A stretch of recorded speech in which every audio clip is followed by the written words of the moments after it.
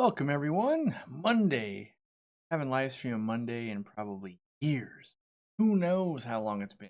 But today I just want to do a general Q&A. There's no super chats. Definitely become a member. I always appreciate that. But I want to keep it old school. So, first question that was done in the chat before we went live that I thought was worthy of some time would be, how do I change water faster? Today I have the questions over here on extra big screen because I think I'm getting older. My eye. I changed the font to 150% magically. Ooh, that's nice. So, when it comes to changing water faster, you're gonna have limitations. Now, this person said they can already get the water leaving their aquarium very quickly when it comes to using their canister filter and pumping it out. So, that's one way to get it out, pumping it out. You can also pump it in. Now, we're going to start from the very beginning here because a lot of times, like someone chimed in and said, buy a pump, do this, do that. But none of these things work until you start from the backbone or the main line, right? So, we know that in our faucets, in our showers, at least here in America, we put aerators and stuff on them and we control it down to about 1 gallon per hour, right? 1 gallon per minute, 1 GPM. Yeah, GPM, right? Now, if you were to remove that, like you do with a Python, that removes the limiter in there. And so you could get more. So the more water pressure you have, the faster it's going to move. Now, the bigger the pipe that you have, the faster it's going to move. So you might see this when you turn a faucet on and you see some water, you wash your hands, right? Got that much water. You go and you turn your bathtub on and a ton more water is coming out. You might have more pressure or a bigger pipe going to that. Now, a lot of times coming all the way in from like the road to your house, you might have 1/2 inch or 3/4 line. And then when it gets into your house, it might drop down or have very long runs or have to pump it upstairs, things like that. So all of those things are going to affect how fast you could change water.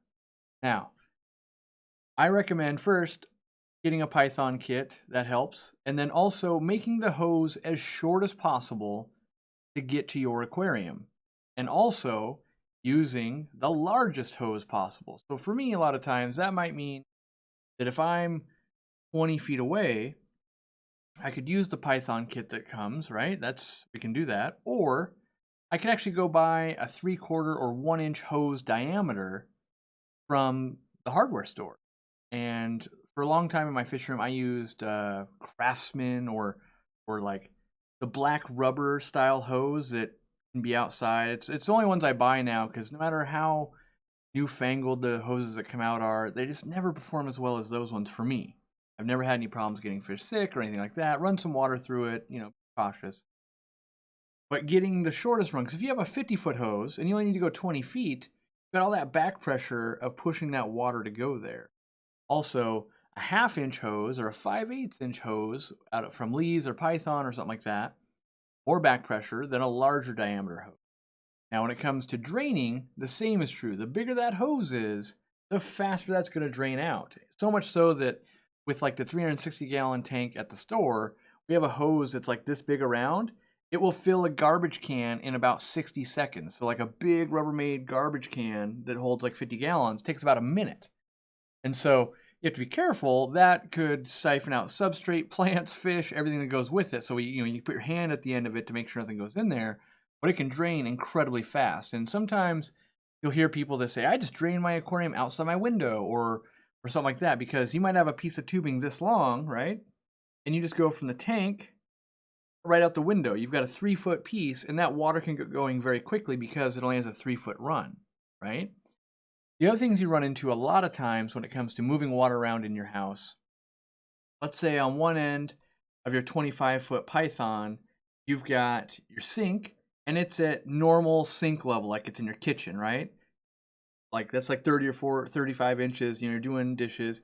Then that tube goes down, it goes across your house, and then it goes up your tank, right? And your tank might be 4 feet tall. And so when the water comes out, yeah, it's going to kind of fall down a little bit, but it's going to slow back down when it has to push its way back up into the sink. Vice versa, when you push that water out got to go down, and then 4 feet up into your aquarium, that also have an effect. So, you know, when you're a crazy fish maniac like myself, earlier in the days when all my aquariums, or a lot of my aquariums, were in the living room, I would strategically drape the hose over all of the couches and things like that. So for the most part, it stayed at that like 3-foot level. No one could come in and out of the room, but I strategically did that, and it would speed it up a little bit. So, you know, do what you can there. So if you can drain the water, a lot of times I actually drain it outside onto my yard, or you can drain it into a bathtub or a shower stall. Anything lower than your aquarium, you're going to get gravity helping you. If you have to go back up, you're fighting gravity. So that's not going to be as good for you. When it comes to filling back in, now obviously if your sink was, you know, way up in the air and it was coming down, that's a good thing, but that's not as likely. What's good is we do have water pressure working for us. Bigger pipes help, you know, bigger hose helps. And then making sure when you come over the top of that aquarium, it doesn't get kinked. You know, I know my move is kind of either using a clamp or closing the glass lid on it. And over time, like let's say I was filling 800 gallon. Over time, that hose becomes crimped because it takes like 4 hours to fill this, right? So you can actually build yourself a PVC system or use the Python hook. I use a Python hook on all my refilling now just so it never kinks and it hooks onto the side well and doesn't fall out for me. It's it's like a $15 or $20 thing, but you only got to flood your floor once before you're like, I saved money by buying that thing. The other part, and I've done videos and I've shown this on camera before, is I actually don't use a Python that's connected directly to a sink. I still use the whole Python, you know, gravel vac type system, but on one end, the end that connects to the sink, I actually run a power head. And so I used to, you know, if you're newer to the channel, many years ago, 5+ years ago, that's right now, that's a statement now. 5+ years ago, I used to have a maintenance business.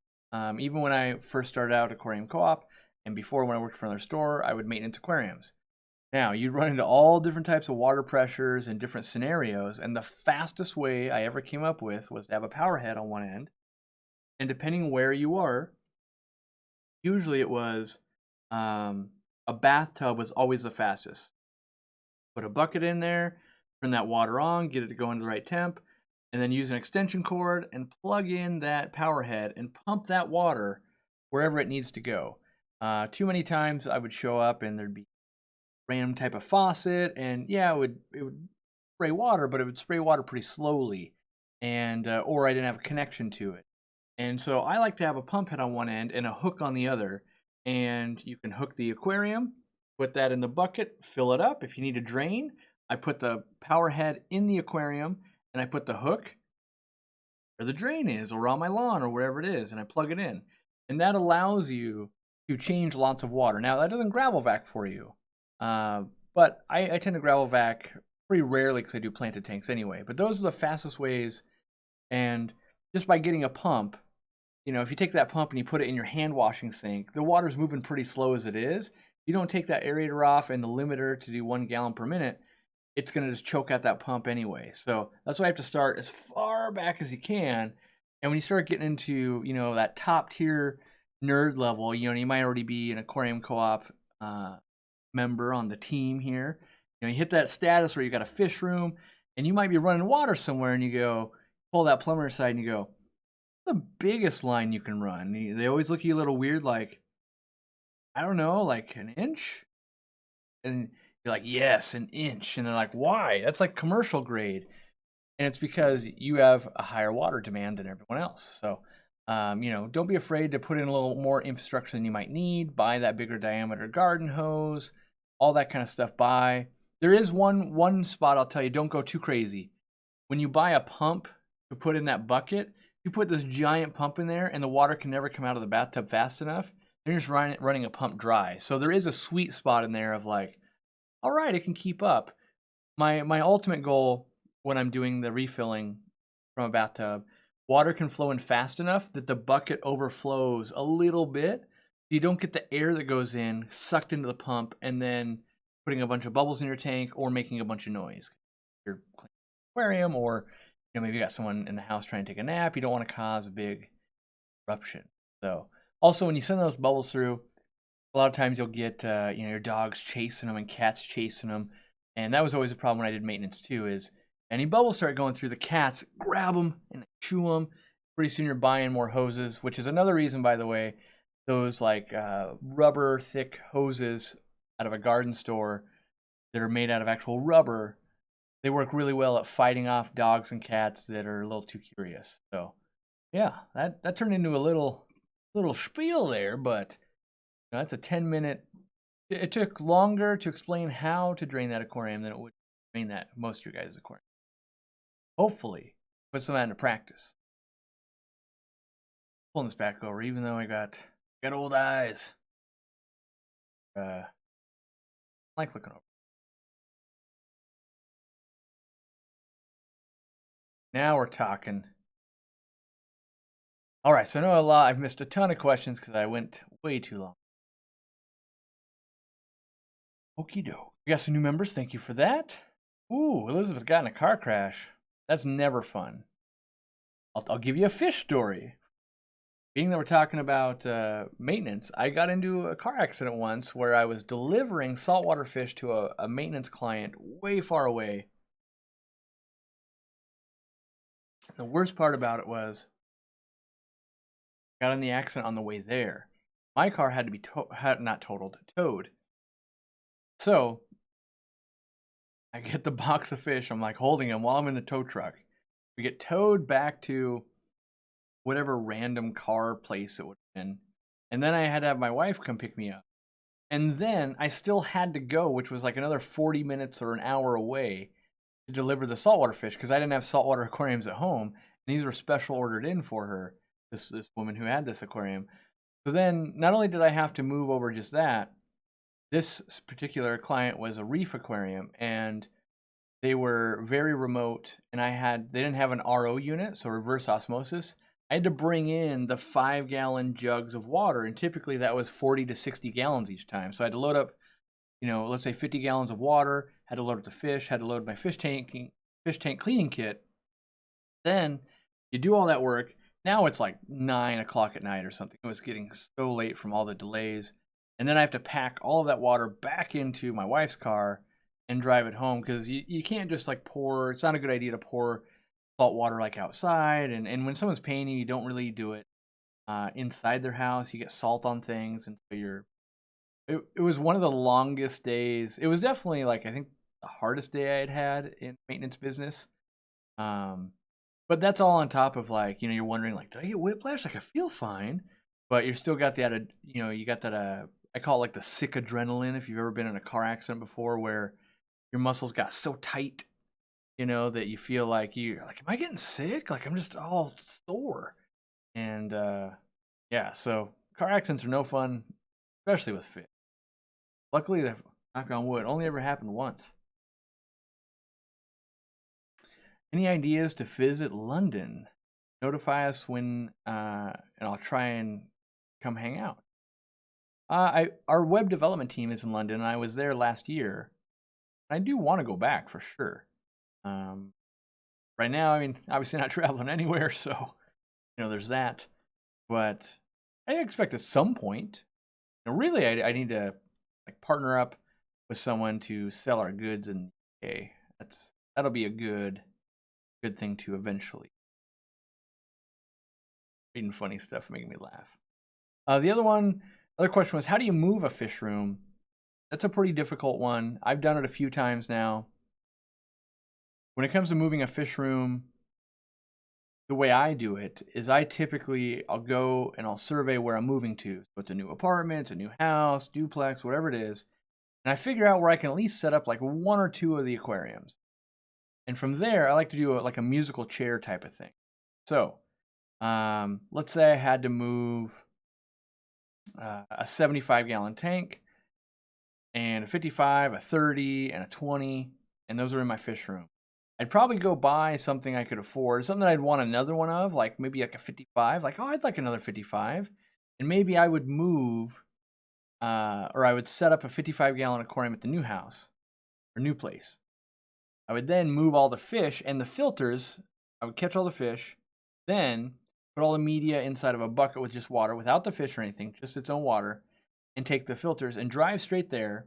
First thing I would do, I would hook up the filtration that I brought with me. And meanwhile, while I'm doing that, I have like a USB air pump keeping air into those fish the whole time while driving, and while setting back up, get those fish in there. Then that day's probably like done, right? Next day, I'd clean out the 55 gallon that was back home at the original home, get that one all ready, move that one over, and set that up. And then, depending on how late it is, if it was already like 7 o'clock at night, I'd be done. If it was still like, oh, it's 3 in the afternoon, I would then go home and maybe get the fish out of the 75 gallon and move them to that 55. What you want to avoid here is the stress of running out of time. So you start catching fish, it's 3 o'clock. Pretty soon it took 2 hours to catch the fish out of the 55, or out of that 75. Now, if you start at 7, that's already 9 o'clock. Then you got 30 minutes of driving. Then you got to do setup. Now it's 10 or 11 at night. That's when you start making the mistakes. You've been working all day moving one tank. And I'm a big fan of moving like 50 gallons or less at a time. So you could maybe move a couple of 20 gallons together in one trip. You had stuff already set up. 55, that kind of stuff. But I see way too many people make mistakes when it's like, well, I'll move like all my tanks at once. You end up having fish that stay in a not box, but a bucket way too long. And then usually the people that are doing the move all at once thing, they haven't set up anything ahead of time. So you get there and instantly you go, oh my gosh, my python and all that doesn't fit the sink. What are we going to do now? Run to Home Depot. And then you got to find your dechlorinator. Meanwhile, everything's still sitting in buckets. Everything's kind of going crazy. And you set yourself up. You always leave a little bit later than you thought. You get there later than you thought. You end up staying up super late and hoping you remember to plug everything in. And it becomes this really stressful thing when it should be very easy and relaxing. If you think about it like, well, I just need to move one aquarium at a time. Now, I definitely have been in this scenario where we were living in a duplex and we were moving to a house we were going to rent. And this was at the time where we were, I was working for myself pretty much. Yeah. And we had opened the store already. And so we chose, we didn't have any money, but we had to, I guess, as I put it, to pay an extra month of rent on the place we were moving from, so I could do that safely. Because at the time, that would have been Hank, my Mabu puffer, the first one, which was a 300-gallon aquarium. I had clown loaches, I had other 40-gallon tanks, and all of these things needed to move. And I know from helping people, the stress of trying to move a bunch all at once always leads to death and disappointment. And that's where you do break tanks and things like that. You're trying to, oh, I'll just fit this one in, right? Because you're going, oh, in the back of a van or a truck, you fit it in, and then you go, oh my gosh, it actually cracked. And then you're trying to scramble, like, what are we going to do? We're going to put these fish in with the other fish. Meanwhile, the tank just got moved, lost a bunch of bacteria. And so I've watched it happen too many times. I've even helped it happen too many times. I've seen horrible things happen where I wasn't a part of this one, but they loaded all the tanks into the back of the truck, and they had all the fish in buckets, and they loaded in the back of a truck, and then they drove like an hour and a half to their new house. What happens when you sit in the back of a truck and you drive on the freeway for an hour and a half? You get super cold. They killed all of their fish, tons of rainbow fish and tetras and all that stuff in that drive. And, even if that was going to happen, if you'd moved one tank, you would have driven that hour and a half and you would have killed one tank worth of fish, and you would have said, hey, this plan does not work. Let's come up with a different plan for the rest of them. So it's not that all or nothing type of move. And it definitely saves money to do that all or nothing type of move if you get it right. And not everyone's got the money to do it slow, but I look at it like these are all your pets, and we've invested a lot of money into these things and a lot of time and energy. We just kind of have to take that time and energy to do it right when you move. And I do a lot of paring down. I'll sell off a lot of the stock. You know, if I'm on the fence, like, I don't even really enjoy those, sell those off. If you're like, you got way too many guppy babies, maybe you get a bunch to the pet store, you get some credit, and maybe that credit's going towards that extra tank, so you can do that slow move. I have helped people in the past sparingly where they needed to do a move. We actually held some fish, so maybe you could offer some money to your local fish store and go, hey, that tank over there, could that hold my fish while I move my setup? And then I'll come back in a week and I'll get the fish from here. And that's nice because then you have professionals. They can bag the fish up for you, put oxygen in there, all that when you go to take them home again. And usually you'll end up buying a few extra things while you're doing that as well. So it works out pretty decent. But moving an entire fish room, if it's a very large one, is, you know, pare down first, move some aquariums next, then start moving strategically. The best way I can recommend doing it outside of getting lucky. All right, I know way more questions are coming in than I am answering because I've answered 2, and we're 20 minutes into this, but hopefully those are some good long answers for you. I'm moving tanks tomorrow. Now I'm freaked out. Well, you should be. I mean, it's you know, the fish are going to be freaked out. It's the more you do it, the more you know how to plan to not fail. But there's, you know, careful and give yourself lots of time. You know, you're never sad when you have a bunch of extra time when moving. Usually it's always struggling, cram more stuff in the car, or the truck, or the U-Haul, get more done faster, and doing it, you know, especially, I guess that's another point. Move all of your furniture and all that kind of stuff separately from the tanks. Don't make it unbearable. And that's like, oh, that chair fell over, cracked the tank, or anything like that. You know, dedicate whatever the days are going to be. You know, if you have, you know, like in that scenario, we had a 75, a 55, a 20, and a 29. I would dedicate 2 solid days of you and a buddy or 2 moving those aquariums safely. Now, that means you're going to have at least 3 days, and you probably won't get to use that buddy to also help you move your house. You might have to have a different set of buddies to move your couches and the bed and TV and that kind of stuff. But, you know, it is what it is. Kind of, you know, I guess when we move with dogs or something, right? You move all your furniture, or you move a lot of it, and then you go move your dogs. You don't necessarily just like throw on every farm animal you got, every fish, everything onto the truck, move it all at once, because that tends to be stressful. And I'm all about avoiding stress, if you guys haven't noticed. I got enough stress in my life. You know, I've aged 20 years in 5 years, so tone it down. I know you documented your fish room build in early videos, but have you ever considered doing a step-by-step tutorial using the blog as well? I haven't, only because I'm lazy. I don't have the time.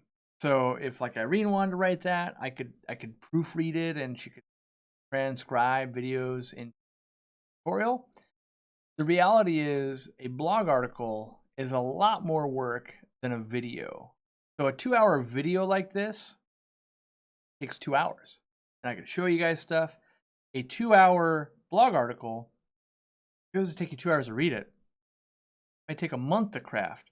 Because you got to make pictures, and you got to make diagrams, and you got to spell things out, and you got to link to things, and you don't have moderators helping you on the fly saying, hey, become a member, hey, buy this, he just talked about this item, here it is. And so there are a bunch of good things out there, but a lot of it is you kind of got to get into it yourself and just start learning. Each space is new and different and presents its own challenges, and what's applicable for one won't be applicable for the next. So I don't want to say we'll never do it, but if I can get Dean writing blog articles, which I keep pestering him about, he would be a perfect candidate to write that style of blog article. Yeah, and you got to have the right feel to it and the right confidence. And a lot of times you have to show it. You can't just tell someone like, well, here's how you build this stand. And be like, well, where's a picture? Well, I don't build those stands. I do this. It's like, well, no, you got to build it that way too. And it's a very fine line of like let's say what Dean and I might be able to build from a technological or, you know, for stands or water change system isn't what might be applicable to someone else who's just starting out. And so you You have to go, well, I need to now go build a system that I wouldn't use. I'd use something more advanced, but for the sake of showing it, I better go build it. I look at day over 20. Someone commented today, one of the members, one of the new members, because they were a snail, they were watching my Greater Seattle Aquarium Society tour back. Well, it's from that duplex. So we've been talking about moving from the duplex, and I had to move the 305-gallon tank to that house we rented. They were commenting how young I was back then, and that was like 15 years ago. So I would have been 22, 23, somewhere in that range, which I'm 37 now. So yeah, definitely. What I find most hilarious to me is I'm way younger, and yet I still just want to keep the same fish. Like I guess I consider myself lucky to have become a live bearer nerd and love pufferfish so early, and then years later, no matter what I get, I still come back to those types of fish. So I guess that's lucky. I don't really burn out of the stuff I really love, and that's where it's like I bred 4 billion African cichlids, and I have some in my fish room, but I'm not full of it, so I must not truly be in love with them.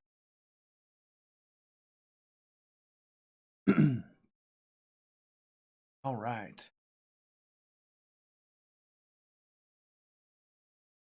Can I identify my plant in the comment? Probably not, Zach. Unless I happen to see it, there's a lot of stuff going through. The better system for that is our either our forum on the website or contacting Andy, and we can make an attempt. But that's not really our service, you know, of like, I got a thing, can you identify? Like, I guess, but you know, it would be like calling up a restaurant and being like, can you tell me how to make the food you make? Yeah, you could just buy it from us. Yeah, no, I already got all the ingredients. Just teach me how to cook it. All right, well, you know, here's some tips. Like, don't get it, you know, making pizza. All right, get a pizza stone. Yeah, you know. Well, you gonna do it outside? You got like a clay pit going? No, okay. Well, you know, pizza stone's still gonna help you in the oven. You know, use the right recipe and watch it. You know, and that's like about the best you get out of it, because it's like they can't really spend time going, well, let me teach you how to put me out of business type of deal. Kind of that, can you identify that plant? It's like, well, I mean, we do sell plants. It's what we do. So if it doesn't look like anything that's on our website, I don't know what to do for you. Is an Aquaclear 30 enough for a 20 long? Probably, Lawrence. Especially if you already own it. If you own it, yeah. If you don't own it, still yeah.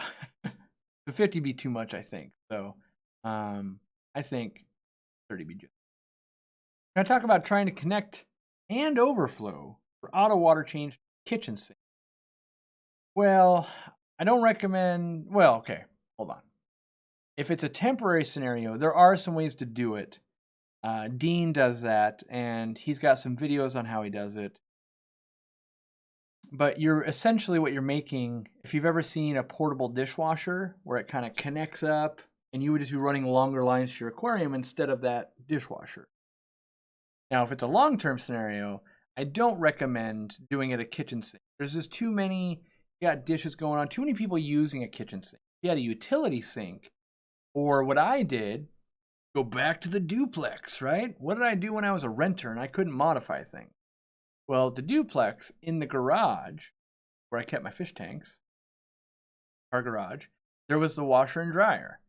And the washer and dryer had hot and cold going to the washer. Well, I tapped off each one of those. So, you know, like on a hose outside, you can put, they call it glitter, I guess. I don't think you call that in the water world. I don't know what you call it, but went from one faucet to two, right? And one would go to the washing machine, and then one with a longer line would go to my utility sink that I put in, right? And then I would do the same thing for cold. That would go to my utility sink. Then at my utility sink, I could connect a Python to it, and it had a drain. Now, I don't have a drain, or I didn't have a drain, because the drain itself for the washing machine, you know how they're high up on the wall? Well, that's not going to be lower than my sink. So then what I had to do is I actually built a drain that went outside under the garage door. Now, I'm going to tell you right now, that's a terrible idea. Don't do that, because when it freezes, and it will, then you're going to be doing your water changes, doing whatever you do, and you're going to see a bunch of water on the floor because it won't drain anymore. So in my opinion, the better thing to do is to do what kind of Dean and I do now, and that is get a tote or a bucket underneath that utility sink, put a sump pump in there, and what a sump pump does, it's basically like a water pump that will only turn on if the water rises. So the water comes up, rises, and now it'll pump that water anywhere you want it to go. You take a garden hose, you connect it to that sump pump, and you go put it down right where the the washing machine would drain. That will go down into your normal draining, and you don't have to worry about it freezing anymore. Trust me, you only do that 3 or 4 times before your wife says never again or get rid of the fish tanks. So never again is the answer. Where can you buy pool filter sand? I'm not a huge fan of pool filter sand, but the place that I could buy it from was Hot Tub Store. Aquacool, I think that's the place I bought it from, Aquacool. Now, unfortunately for me, the place I bought my sand from one of the times, it had plastic in it. Like, it also had plastic beads. Because pool filter sand is meant to be used as a filter. And so it had just lots of like medias in there to filter particles. It wasn't great because all the plastic floated in my aquarium. So that wasn't great. But I did buy other ones, and it's all right for sure. But I'm not a huge fan of pool filter sand or very fine sand to begin with. Welcome, Kane, to the team.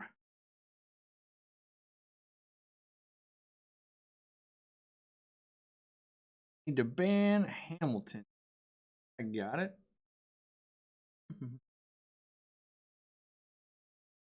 Go. When is the black airline tubing coming back in stock?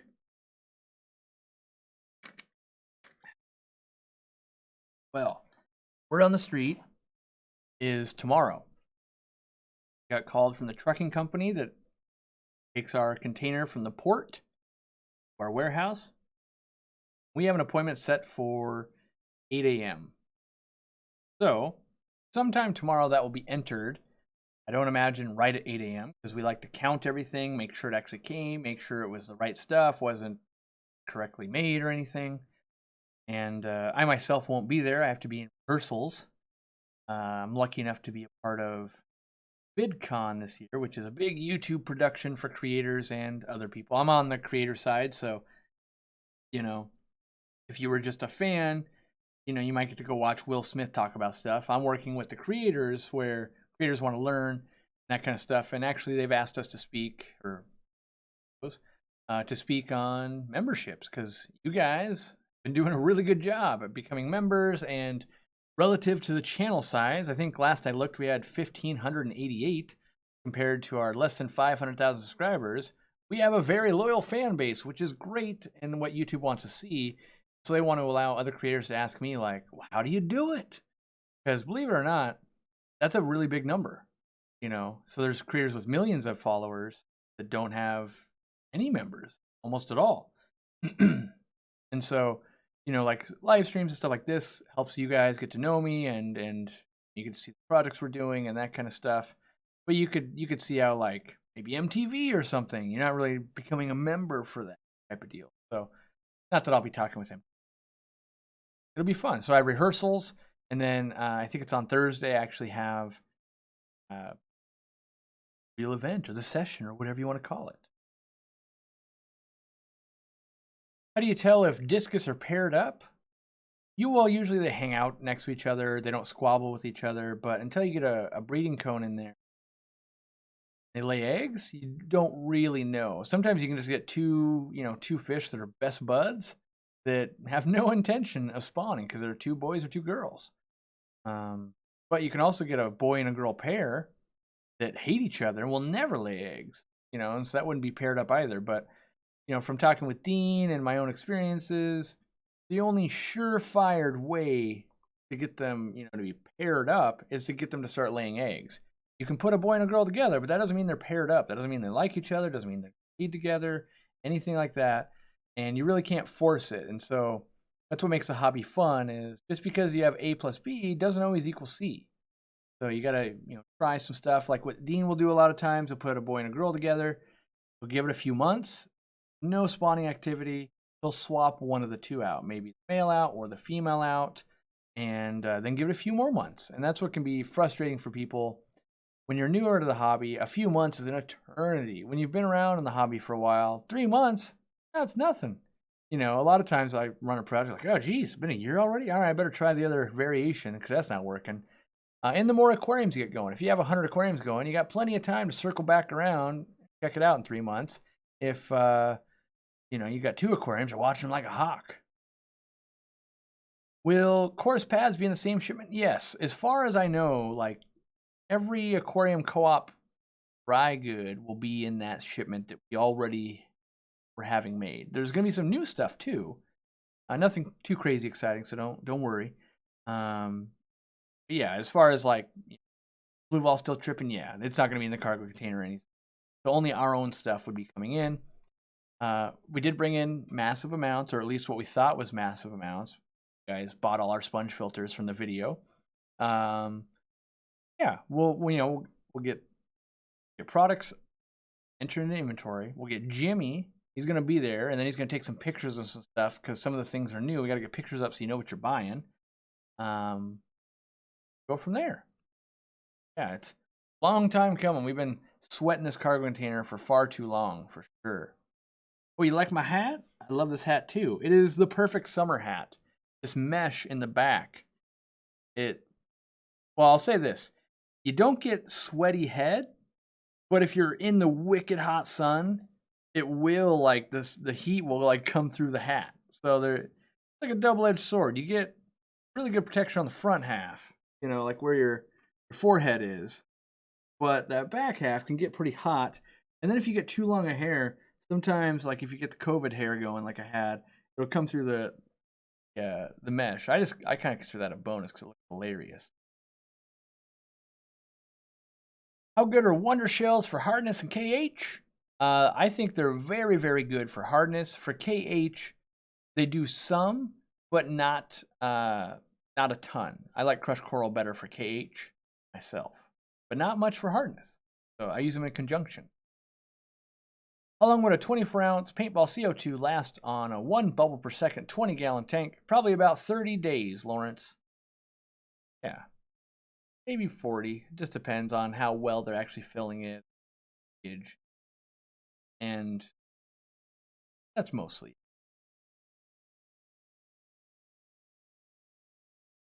That's right. Business in the front, party in the back. What I like to do. Have you ever used an algae scrubber? I've never used the algae scrubbers that are like $4 billion overpriced gimmicky thingies that they try to bribe me to push on you guys a few times a year. I won't say the company that makes them, but I haven't specifically used theirs. Have I used an algae scrubber and built one and played with them in the past? Yes. Do I basically have that going on in my brine shrimp pond right now? Yes. You know what the magic is to using an algae scrubber? Growing algae. Oh. Wait, don't we grow algae in all our aquariums pretty much anyway? Yes. Oh, but they say if you grow it in that thing, it will never grow outside of it. Won't it? It's just consuming extra nutrients. And so my big platform would be, could you buy an algae scrubber and will it take nutrients out of your water? Sure. You know what else does that? Beautiful plants. Why wouldn't we just grow plants? Right? And then if you're like, well, I got 17 Oscars in a 10-gallon tank, need an algae scrubber. Then my answer is like, you got way bigger problems of exporting nutrients than an algae scrubber is even going to do, because you have to service that algae scrubber pretty often if it's actually working correctly. So unless you're, in the perfect scenario, like, check it out, I've got my 4,000-gallon saltwater tank, I'm running my algae scrubber, and all this stuff is doing things. But then at the same time, you're like, you already have everything dialed in. You don't even need the algae scrubber. You're like, well, yeah, I built it because. So it's a total impractical thing. For me personally, it's kind of like trying to put a turbo on a car. Like, all right, but my cars don't have turbos, and I've never needed a turbo, and I get tickets if I drive even faster. Sure, you get some cool points, and it makes some cool sounds, but do you need one? Definitely not. Crystal Warner has joined the team. That's what I'm talking about. Crystal.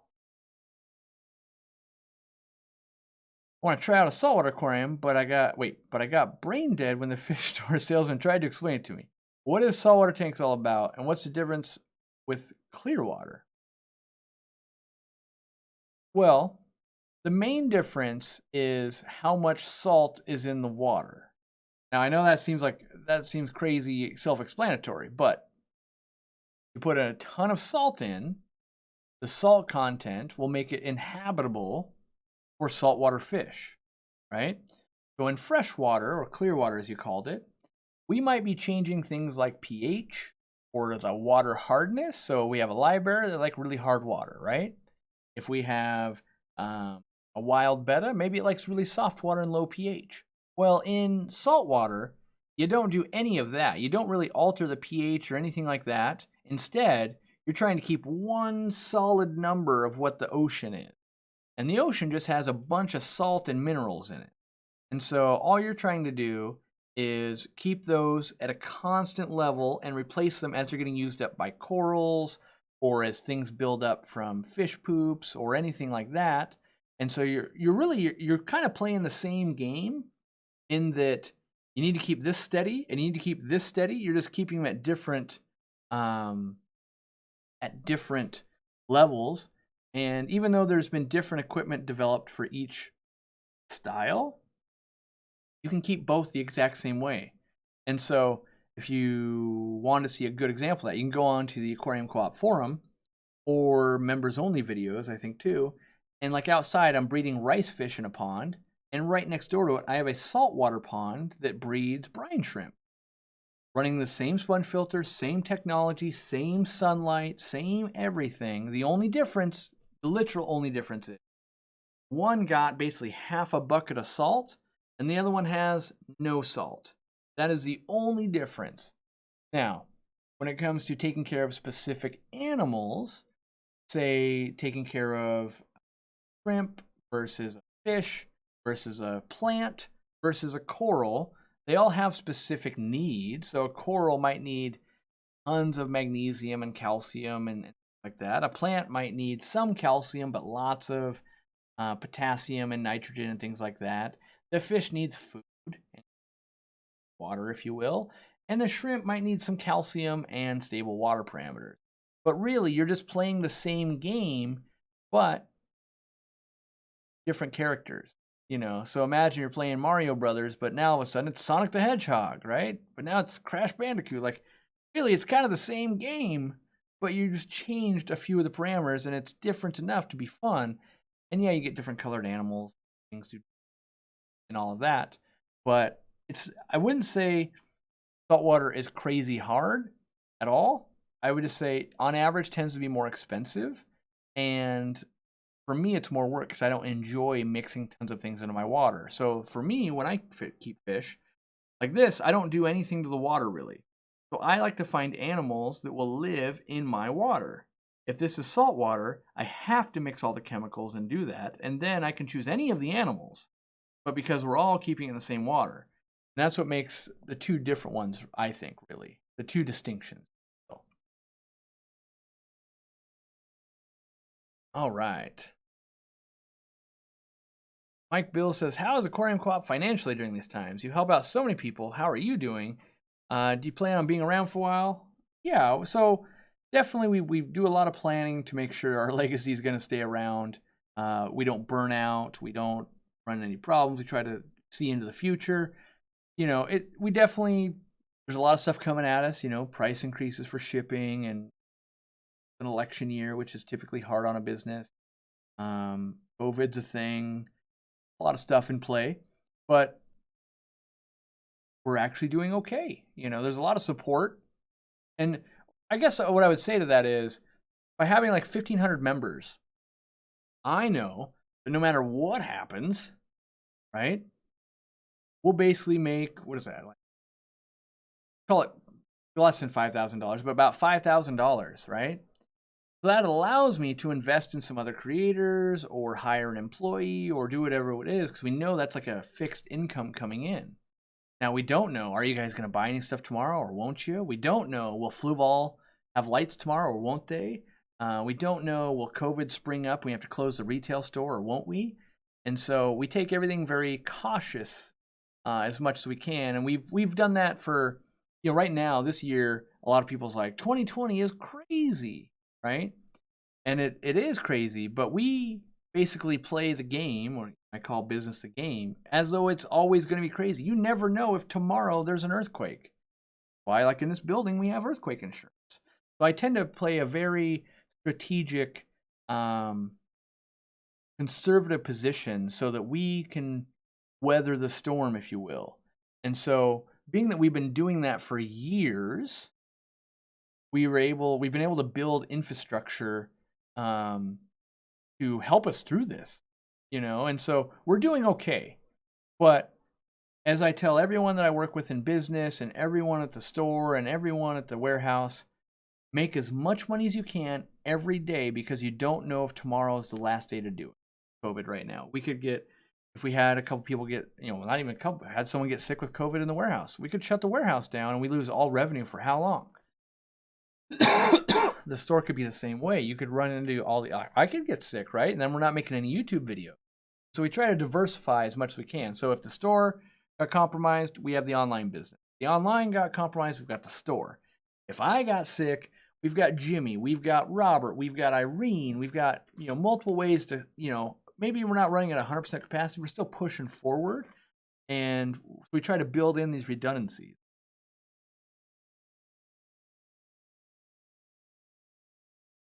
So you might have seen, I did an unboxing for Sunday's video. Jimmy and Robert did that.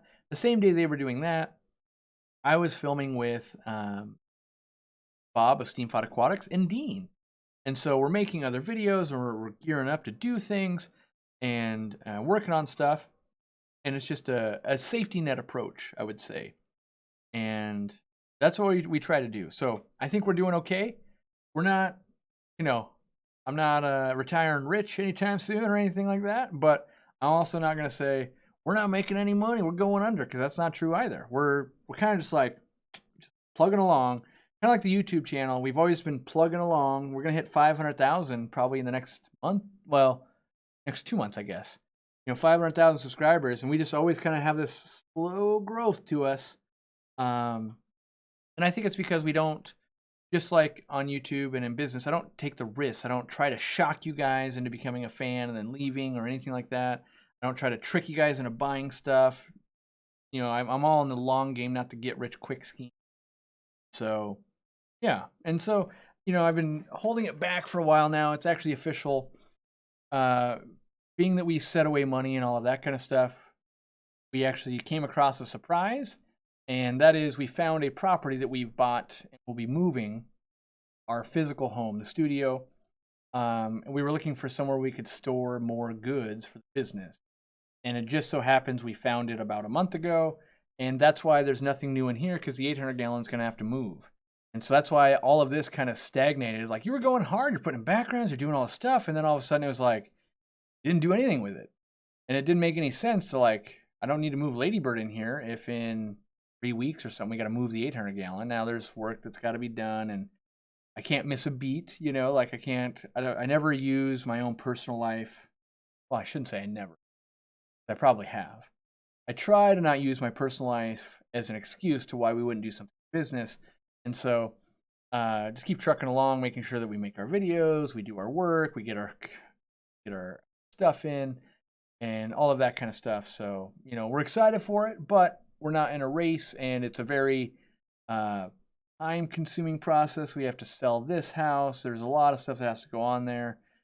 So it's going to be one of those. Anyone that's moved knows that moving is stressful. I've never sold a house before, so I don't know. I'm sure that's its own level of crazy headache. This is the second house we've ever bought, or property or whatever.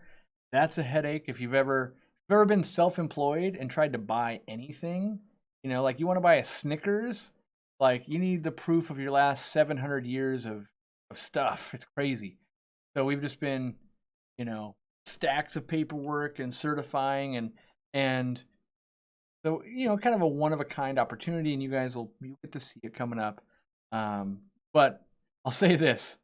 Getting someone to loan you the money, because it's not like we paid cash or anything. We had to take a loan to do it. During COVID might be the hardest thing we've ever attempted in terms of like getting someone to like, now trust me, this is a good idea. This makes sense for us as a business. You know, especially when you're like, well, we need this because it's the business. So yeah. TA Bot joined the team. Same with The Romantic Garden. And Jopinga 206. That 206 for Seattle. Axolotl is very active. Should I worry? Only if it's like swimming only at the top of the aquarium. But if it's just super active, then I wouldn't worry. Usually when they get sluggish, a little like, whoa, what's going on? Yeah, moving the 800-gallon is crazy. Yes, it is. So it's, you know, I got to get a team of people. Like these crypts. I wonder if I can zoom in because I am so proud of these crypts. If I can enhance. Let me see. Oh, turn more. Oh, turn. Enhance. Not on my face though. Well, it's not focusing on them, but they're coming in like a real nice bronze color. And these are all the ones that I saved from the warehouse where they were just like, you know, melting back. And if someone got them, it'd be like, oh, they're not big. And it's like, yeah, but they're almost ready to flourish like these ones. And so I'm sad that I have to take all those out and basically reset their roots, you know, and they'll take another month to be happy. It's just because you have a plant doesn't mean it's happy. Okay. Oh, that's okay. Oh, now my angle's all screwed up. Bear with me, people. There, we'll go with that. I'll call that good. So yes, the 800-gallon, it's got to move. What about all the tanks in there? What about all those ponds? And, you know, you can see the steps. Monitors in the shot now. You can see the steps, how we've been planning for this for a long time. Like I said, we're very conservative. We plan ahead for a long time. When I redid the fish room, it was all ponds. And if you go back to the first video, I actually say you can move these around with a forklift or a pallet jack, knowing in my mind there's going to be a day when those have to move to a new studio. And that day is coming up probably in the next 1 to 2 months or something like that. Like, I'm not in a rush by any means. But yeah, so that was 8+ months ago probably. And even then it's like, okay, how do we keep things modular and moving forward? How would we handle moving an entire building full of fish tanks? But, you know, we're under the gun. If cold weather's coming, snow's coming, busy season's coming, Black Friday, Christmas, so got to get it done. But I kind of looked at the landscape and went, when else am I going to have time to do a move like this? Super unique property that fits our business needs really well. And I don't have a ton of, I don't have any travel lined up. Normally, we'd have all these trips lined up, and it becomes really, really difficult to pull something like this off. So it's kind of, you know, I guess it all lined up on accident. And so much so that I was in the middle of renovating my own stuff. So it wasn't planned, but sometimes you got to go for it. It's worked out so far. I will say though, the new place, the internet, I got some work to do on that. Hello from Bangladesh. Well, hello. What time it is there? Looking for a house by you, Corey? Just sell it and leave the tanks. So this house might be bought by my silent business partner. Otherwise, it's potentially we would offer it up. I just think it's so crazy that someone would buy this house with fish tank. I mean, I'm a guy that would buy a pre-done fish room for sure. But, you know, I would be worried that it'd be like someone's trying to get into something that maybe they shouldn't just because it's already got a fish room being built and that kind of stuff. And so my approach is going to be try and just be hands off and like, what does the realtor have for advice to get done and not make this crazy on me? Because you can imagine, like, you sell someone a fish, dies, and someone leaves a bad review. What if I sell someone a house and then like the water main blows up and it's like the worst feedback ever? All right. We'll be documenting the move into their backyard in a trailer, actually. Yeah, that'd be funny. If everything is like, I did think about doing like a, you know, better than like a spoof video, something like that. But I don't even, I barely have time to make real videos, let alone like a funny type videos. How do people keep pre-seeded sponge filters alive? Usually they just run them in an aquarium that has other fish, and then they move them on over to maybe like their quarantine tank, or when they start a new tank, right up. Yeah. Patrick S., welcome to the team. Monochrome goggles. Been raising some endlers outside in Arizona. I'm considering selectively breeding for their blue coloration, but heard that cool colors in some fresh... Wait, hold on. That cool colors, cool being in quotes here, in some fish are harder due to how the genes work. That I don't know. I don't know that I've ever heard that specifically like cool on like a color temperature wheel are harder. Definitely there's genes at play there, but there's already the blue Silverado Endler, so I would think there's a track record for this genes work out for you. Are we moving closer to the store or farther away? Moving farther away. So one of the big catalysts for us, there was basically two main reasons, because I love where I live right now. One was we need more storage for the warehouse, because we're locked into that place for at least another few years in lease. Need more storage. That. The other one was we've got some neighbors that I swear they got to be sitting around all day going, the minute that guy goes outside with a camera, let's get drunk and do some craziness. And it's really ruined my outdoor koi ponds and even my outdoor ponds that I've had in years past where I would film them and show you guys and stuff like that. And that's something that I really miss, because one of my big things every year was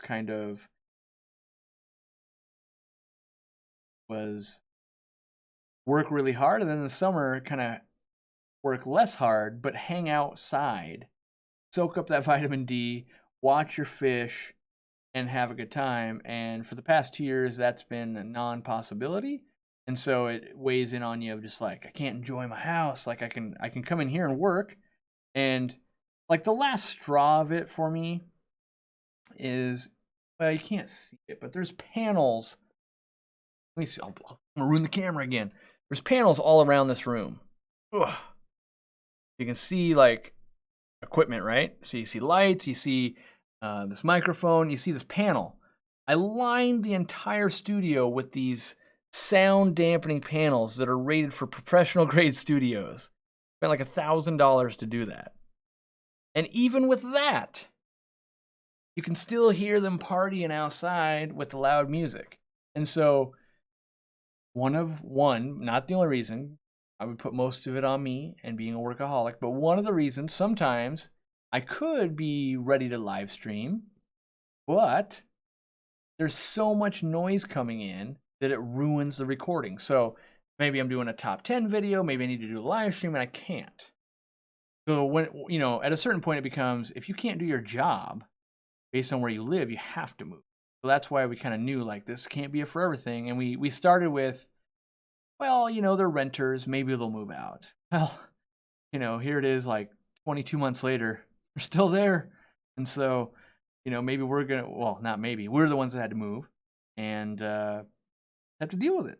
So, the good news is probably more outdoor content coming to you. I'll be able to more regularly live stream once I get the internet figured out. And it's one of the reasons why I live stream it Monday at 3 o'clock, because they've partied so hard on the weekend. And Monday seems to be quieter. Not that, you know, I'm sure Labor Day and that kind of stuff will be a day I can't film, but maybe I'll be at the new place painting walls or something. All that stuff, all that fun stuff we got to do again. I've already had some of the team out there to check it out and help plan what we're going to do. I got some real cool stuff in the works. I hope it pans out, but we'll see. I miss seeing the rice fish. Yeah. I still look at them, but I kind of look at them as I walk by because I can't hang out there. I would love to know your tips on saving hatchlings from a community tank, or if that can even be done, says Miko. One of the things I would attempt, if you can get a like little sandwich container or like a Tupperware, get some styrofoam or something like that so it'll float. You can trap air under it too, but some styrofoam. Then you let that float in your aquarium. This is assuming you don't have other aquariums. Let that float in your aquarium. And then when you see those babies, you can net them out and put them in that little container. And then you can put your tiny fry foods in there. And when you do that, then they'll grow up a little bit. And when they're big enough, you put them back in the main tank and you keep scooping little babies. Now, if you got just like a factory going on in there, you can run into some problems. But the odd baby here and there, that is a good way to save them. You can get a net breeder like we sell on our website. You can also do that floating container trick, because most often what happens is just walking by, oh my gosh, I got babies. And you got to save it right then. You don't have time to order something. But maybe you do that Tupperware container now, it looks a little crazy, and you order one of those breeder containers for down the road going, hey, they're going to probably make some more. I want to save some more. And you can work it out that way. Is 10 Hillstream loaches too many for starting out in a 40-gallon? No. Also, is there a schooling fish I can keep with them that won't eat eggs or fry? Yes. White clouds are a good one. If you set up the bottom with a bunch of big rocks, the eggs just fall between the rocks. So being that they hang out down the rocks and you run like a mid or an upper level fish, you shouldn't run into too many problems. That's the way I would do it. A canister filter versus a hang-on back aqua clear. If the canister, what brand or model? Hold on. Canister versus hang-on back. I'm guessing you're just asking which are better? I like aqua clears better. If I'm going with a canister, my honest opinion is that Fluval ones are the best. Ooh, rant alert time. Did anyone watch the world's worst YouTube video of 2020 yet? Let me find the link, because if you haven't, it's a good one. Made by Fluval's Trippin', of course. I will link it in the chat. Luckily, it has gunshots. It's got another type of gunshots. It's got the worst, like, infomercial fake race you've ever seen, as in they're racing to get something done. And it's like, oh man, I've tripped and I've fallen and I can't get up and then I got beaten. See how much better the other one is? Like, it's just, I don't know. Like, Fluval, if you're listening, go to, you know, when high school opens back up, go back to the local AV club and hire any of them to help you with it. Like, Echoey Mike, all of that.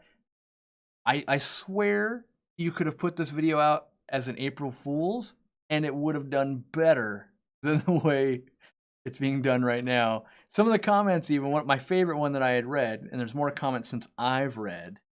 Let me find it. Oh, I might have to paraphrase it. There's too many comments now. But it was basically like the 407, way better than the 406 for what, the next 6 months till they release the 408? And I thought that was pretty appropriate because they tend to do that. It's like, oh, that thing? That thing's terrible, except it was the best thing ever on the planet 6 months ago when it was our best thing. But now it's terrible. This one right here, this one's better. All right, put it in the chat for you. And I don't know. I watched it like the good thing is I watched it like 4 times. They were making me giggle pretty good. And I just kept going, how's a company this worldwide and giant doing it this poorly? Like, I just honestly, I don't know. Hopefully you guys will watch it and you'll see what I mean by it. You're just like, realize this isn't just like the YouTuber down the street, right, that has to go to work tomorrow, normal job. Realize there's someone holding the camera. There's 2 dedicated employees working on this video. Someone had to edit it and edit in all those gunshot effects and things like that. And in general, they put it next to other videos they've had professionally edited that are a way different style. So, I don't know. Makes me crazy just going like, what are you guys doing? Because I know if I ever want to do something with Fluval, they're like, well, we have to have corporate take a look and see if that's going to be okay. And meanwhile, I'm going, did corporate even know this is going down? This doesn't fit your brand at all. Yeah. Anyway, it's fun. Watch it. I mean, they're going to get more views on it. And, if I was... So this is why I think that I'm the fair guy here. I literally just said I would buy a Fluval canister filter because I do think they are the best ones out there right now. However, that video is terrible. So I feel like I get that criticism because I still would buy their product. The Fluval F7, or 07 series is better than the 06 series. But, I mean, it's laughable in it like, oh, one of the selling perks is it's faster to take the media out. The thing you do once every 6 months. Like, oh, well, now let me throw this $200 canister filter away and let me buy this new $200 canister filter that'll save me on average 6 seconds every 6 months. All right.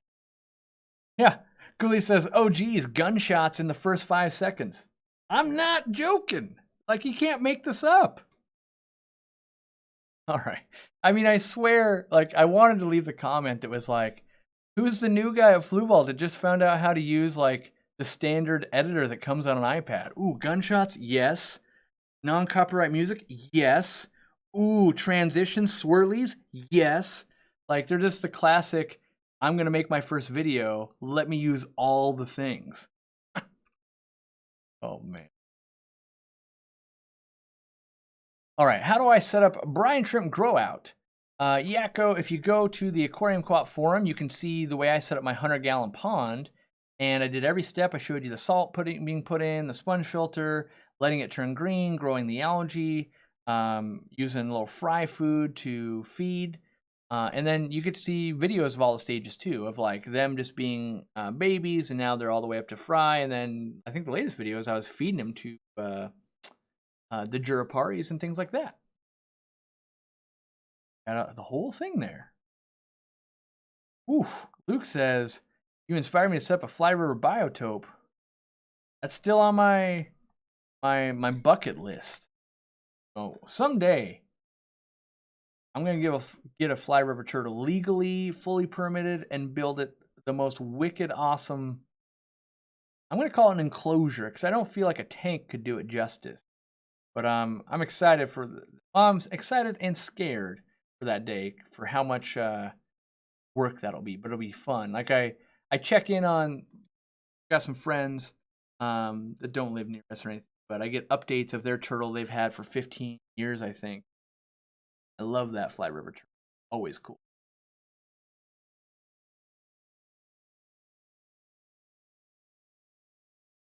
Maybe Fluval wanted to go viral.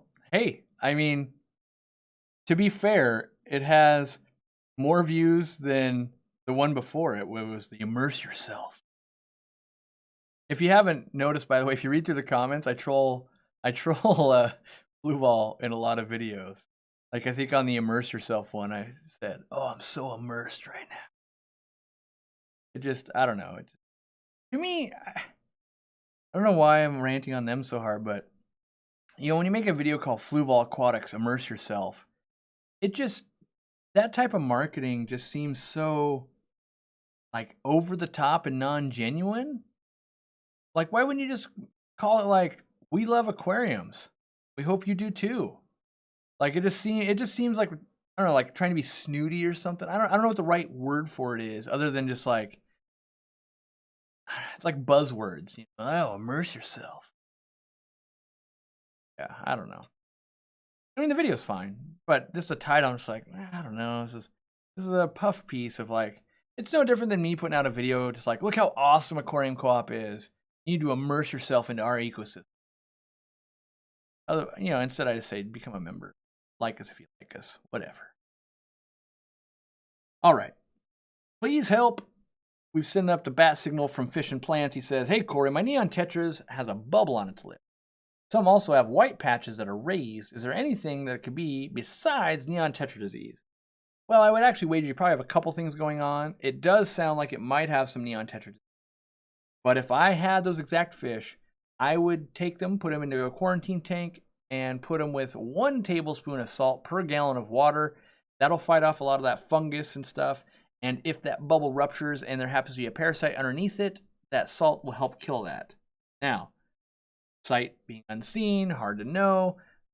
Could be a million things going wrong. Could be sick with 4 different things. The good news is salt is a shotgun approach and does a bunch of things. So it can tackle a bunch of things. That's where I would go with.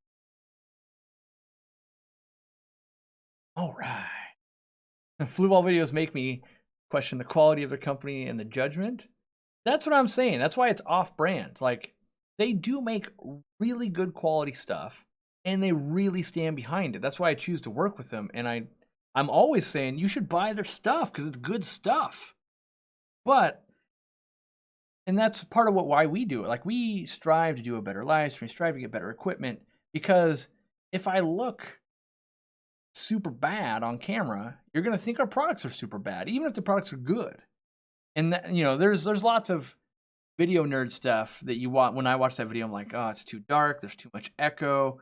The video's too grainy because you're filming like on an iPhone. But part of that's because it's dark. Like, you could fix some of these things, but they're choosing not to. And when I know that they probably got 1,000 times as much money as I'll ever have as a company. And so it's like, you guys can fix it. It wouldn't cost you that much. I have a small filtered duck pond. It's about 6-foot circle with 15 inches deep of water. I've got several ducks and I want to add some fish. Do you think they'll bother the fish? I don't know. The new property that we got actually has a little pond and there's some ducks in there. I didn't see any fish. I suspect they might eat some, but I bet you there are some fish that could cohabitate. Now, I don't know what that is. I don't know if you need, like, I got a big koi and leave it alone. Or is it, I need sculpins or something where they bite them. They go, ow, that hurts. I'm not going to bite those anymore. I don't know, because I've never gotten to deal with ducks before. I'm actually intrigued by it. And I can report back maybe in a couple years where I've got some experience. But so I'm instantly, I want to see, will ducks actually eat duckweed? That's one of my, like, oh man. Not that I would put duckweed into my pond, and I didn't see any in there. But I'm curious to know, like, actually eat duckweed? Heard that. Any consideration for using old, dried out equipment? I'm using an old canister filter with media and trays that weren't perfectly clean, as well as the heaters and fittings were dried okay. Got some scaly algae. For the most part, I think you're a-okay, Sean. If you're lazy like me, too often you take a sponge filter, or not sponge filter, a canister filter, and you like take it off the tank. And you're like, I'll clean that later, and then it's been 2 years, and then you do have to clean it before you set it back up. But if you cleaned it and you just set it in your garage for 6 months or whatever, 2 years, and then you put it back on an aquarium, for the most part, it's going to run pretty clean. Even if it was like a little, ooh, yikes, you could just do a water change. So setting it up before you get fish in there, getting a visual on it, making sure it's not, making chocolate milk on you, you'd be doing all right. Female axolotl is swimming at the top back and forth, bonking its head against a glass, and the other axolotl is chilling. In general, in my experience in my store, when axolotls are up at the top of the water swimming back and forth, the water's too warm. I would make sure you're down around 68 degrees. If you're over 70, that's usually a stress point. There could be other reasons why it's going on, but in my experience, that's where I ran into that problem pretty frequently. RO water remineralized with crushed coral, or just use my well water for live bears. Live bears or well water. By the way, I forgot the best part of the new property. It's on a well with hard water. Live bears never gonna be so happy. So I'll be excited, or I am excited. I am excited for that. Because fish I like to keep, which we established, puffers and live bears for the most part, they already love that. So I'm excited to have well water. Yeah, hopefully it'll work out. I'm hoping there's enough water. I don't like people are still blown away. They're like, wait, the ponds in there, they've never had a water change? Only the couple that I moved. Every other one's never had a water change. So I'm actually trying to set up my own like Charles clap saddle system where you just never change water, only top off. So it's going pretty good so far. We're 8+ months into this system and plenty of fish and plants and stuff going forward. If my tap water's pH is 8.4, should I still be somehow adding calcium for my snails and guppies? Would it raise my pH even higher? Well, calcium itself doesn't change the pH. Yes, just because you have pH that's high doesn't necessarily mean that you would have lots of calcium or magnesium in the water. So you might want to buy a test kit to test for that, or feed some foods that have some calcium in it. Well, no, the best way is get your water tested first. Here's a good way. You have a bunch of calcium deposits on sinks and that kind of stuff in your house. You probably do have a lot of minerals in the water, and you're probably okay. If you're not getting that, like Dean, for instance, Dean's house has high pH, but there's no minerals in the water. So he doesn't get any of that stain buildup in the shower or the bathtub or sinks and toilet. So he still has to add a lot of minerals. So he uses crushed coral to do part of that. Whereas like our new place does have mineral buildup and water tests pretty hard. So I'm excited for that. Tips for raising balloon mollies. If you're already having babies, just feed them lots of food and keep them happy. If you just got the balloon mollies, a little bit of salt sometimes can help transition them. A lot of times they've been raised on brackish water, and a little bit of a marine salt or a lot of minerals, both of those. Will API ever release an automatic nitrate bottle to shaker? I don't know if they're going to do that, but they're releasing a store water test machine. It's kind of like a mini Triton system that the store's got to charge, and then API gets access to all your information. I won't be a part of it because they control the information. I thought that was dumb, and I've been fighting them for 2 years on that. I was like, why would I voluntarily get all my customers' information and hand it to you instead of information so I can market to my own customers, contact them, and that kind of stuff. So, but they do have a machine, and I'm hoping it's super cool because it might be, you can go in there and be like, my name is John Doe, and I'd like my pond water tested. My email is nope@nope.com. And you can maybe get a pretty accurate report and know how much calcium's in that water, how much magnesium's in my well water. Should I be? And the other problem was the report that it spits out, it would only recommend API products, and it wouldn't let you tailor it to your store. So they're going to want you to buy pH Up. Here. I think my wife's trolling me. You trolling me right now? I don't know. I'm hearing this weird sound. Anyway, I'm going insane. All right, I have to look.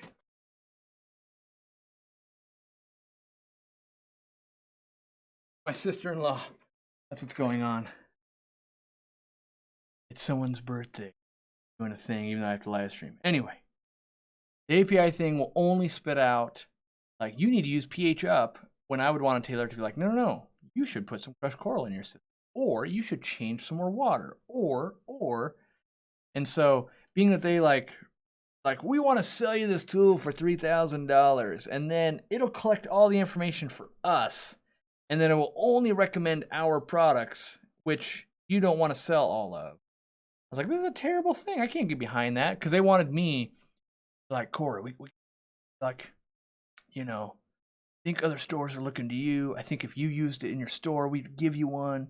and then other stores would want to use it. I'm like, yeah, you're probably right, except this system is terrible for me and every other store owner. Let's make it good for the store owner, and by all means, I will help you get it in every store. Make it good for the hobbyist, make it good for the store owner. Yeah, let them keep the information, like let them collect the email so they can send them an email. They already know what's going to happen. We're going to test someone's water, and we're going to give them some advice. They're going to go home, they're going to change the water, they're going to call back up and be like, hey, stuff's going on with my water. And then we're going to go, oh, try this. And we're going to hang up. Then an hour later, the employee's going to go, oh, wait a second. I remember they said they have a water softener. Oh, no, I don't have their phone number. Wish I could email them, but you can't. No good. All right, I'm turning. I got 40 minutes left, and it's too hot in here, so AC's got to go on. I'm sorry. The new place, by the way, has a furnace with. It's got a furnace with AC unit, but they're from 1995. They technically work, and so it should be a lot quieter, keeping me cool while I'm ranting on API. Am I live streaming to avoid the in-laws? It's only a half-truth. No. If we're being 100% honest, one, I haven't been live streaming enough. Two, I'm crazy busy all this week, and I know I probably can't fit it in. And three, I'm hoping a bunch of you will go hang out with Steamfod Aquatics afterwards, because Bob's been making huge strides on his channel, investing in new cameras, making good equipment. You're not making equipment, making good videos. So I thought, Monday's the time to get that done.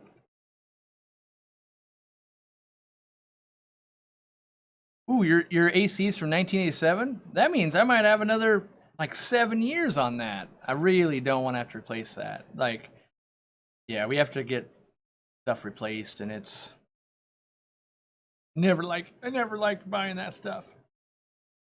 I've got super hard, mineral-rich water, and I can't keep Java Fern alive. It falls apart on me in low-tech setups and high-tech setups with CO2. Most other plants thrive. Any ideas? If you're running them with a lot of other plants, what you could be have happening is they're out-competing it for nutrients. So if you got something like hornwort in a good system can grow like a foot a day, and if you have Java Fern in that same system, it won't leave any nutrients for that Java Fern. So you could be running into that. Try running a tank with just Java Fern and seeing if it can't hold its own with all those minerals here.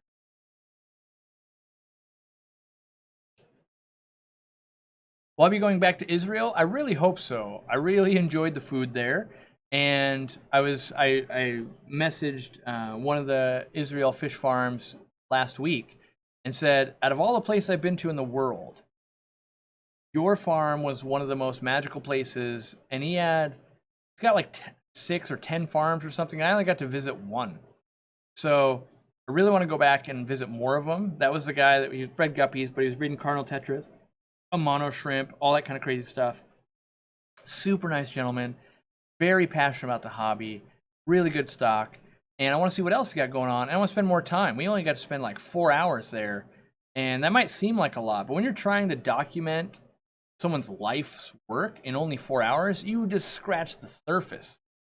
And so it's also one of the places I wouldn't mind taking my wife, because it is very close to, they call it, I think they call it over there the 53rd state or the 51st state is what they call it. It's when you go to like a mall, you're just like, am I just in America?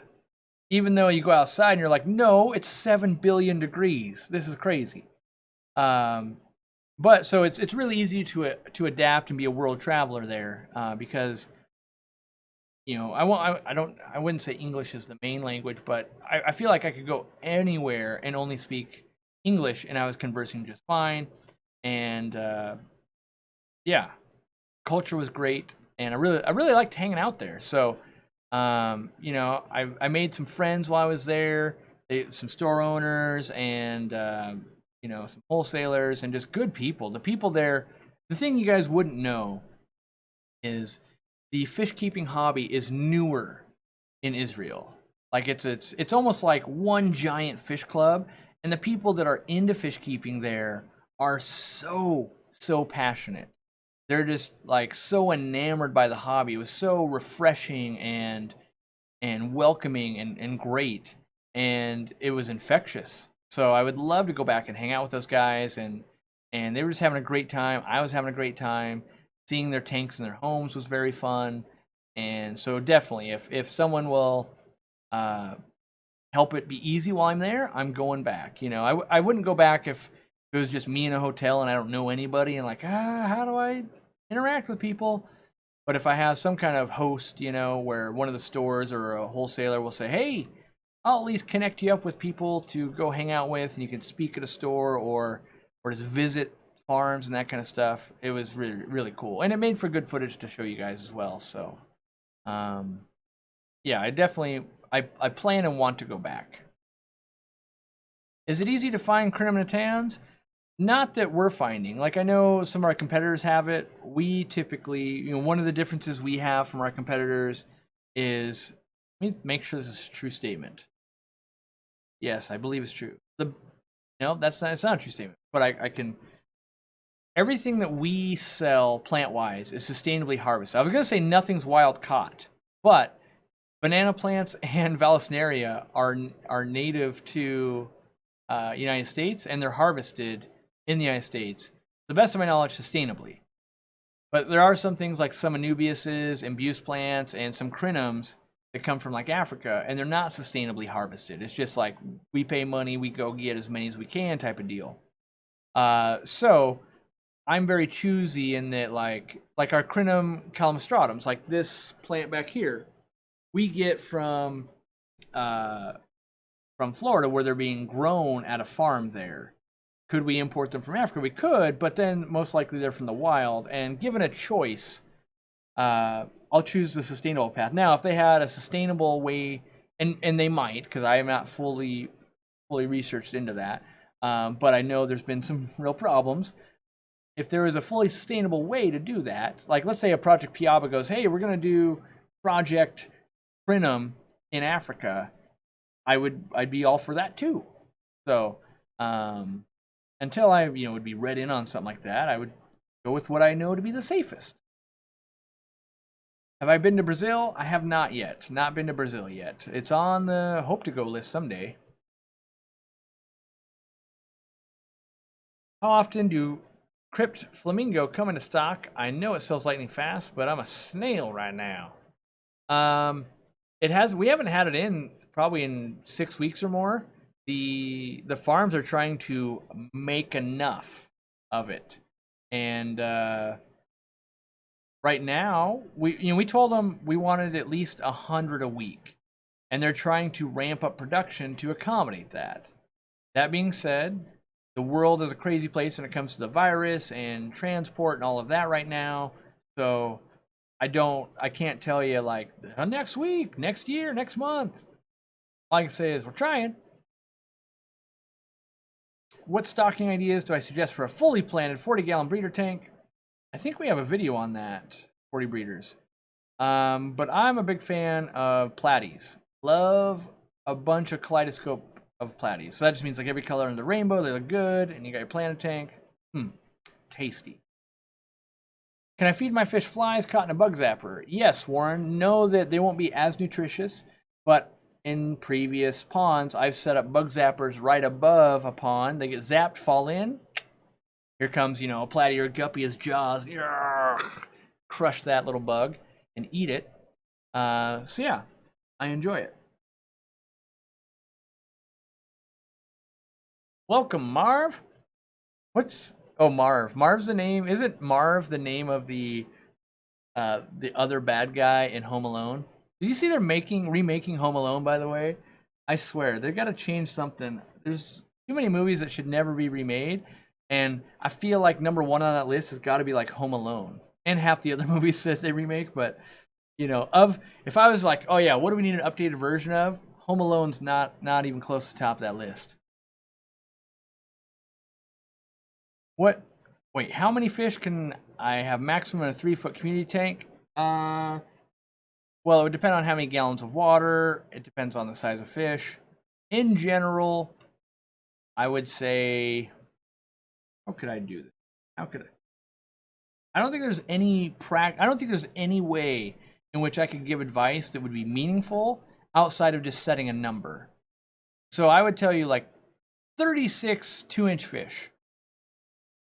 But without having other things to use as data points, that is real easily proven wrong. Where you're like, oh, it's 36 inches, but only 2 inches front to back. Or 36 inches, but 2 feet front to back versus 3 feet tall also. And I was putting in Oscars instead of 2-inch fish.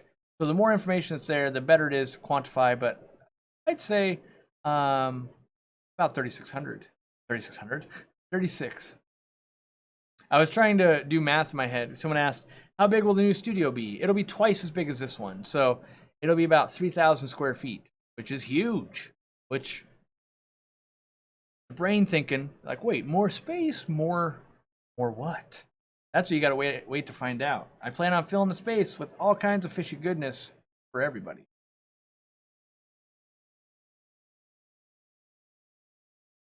If you want behind the scenes stuff, like if you want to see a sneak peek maybe later this week, because I got to be over there meeting some people to do some work. If you want a sneak peek of some of this stuff, the members will get that.